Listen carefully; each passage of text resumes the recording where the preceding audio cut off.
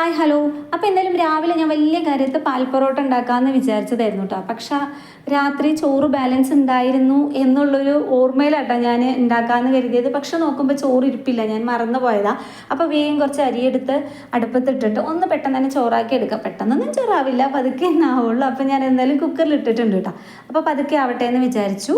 എന്തായാലും ഞാൻ പാൽ പൊറോട്ടയ്ക്ക് മുട്ടക്കറി ഉണ്ടാക്കാമെന്നാണ് വിചാരിച്ചത്. അപ്പോൾ മുട്ട കുറച്ചെടുത്ത് പുഴുങ്ങാൻ വെച്ചിട്ടുണ്ട്. പിന്നെ അതുപോലെ തന്നെ സബോളയെല്ലാം ആവശ്യമാണല്ലോ നമ്മുടെ മുട്ടക്കറിക്ക്. അതിന് വേണ്ടതെല്ലാം കട്ട് ചെയ്ത് വെച്ചു. ഇഞ്ചിയും വെള്ളുള്ളിയൊക്കെ ഒന്ന് ചതച്ച് വെച്ചു. അങ്ങനെ കുറച്ച് കാര്യങ്ങളൊക്കെ അതിൻ്റെ ഇടയിലൂടെ ചെയ്തു. അപ്പോൾ തന്നെ എൻ്റെ ചോറ് ഇവിടെ റെഡി ആയിട്ടുണ്ട് കേട്ടോ. ചോറ് റെഡി ആയിട്ടുണ്ട്. ഇതേ കറിയും അപ്പോൾ ഇവിടെ ആയിട്ടുണ്ട് കേട്ടോ. എന്തായാലും പാൽ പൊറോട്ടയ്ക്കുള്ള കറി ഇവിടെ റെഡി ആയിട്ടുണ്ട്. എനിക്ക് സാധാരണയായിട്ട് കറി പെട്ടെന്ന് തന്നെ വെച്ച് വെക്കും കേട്ടോ.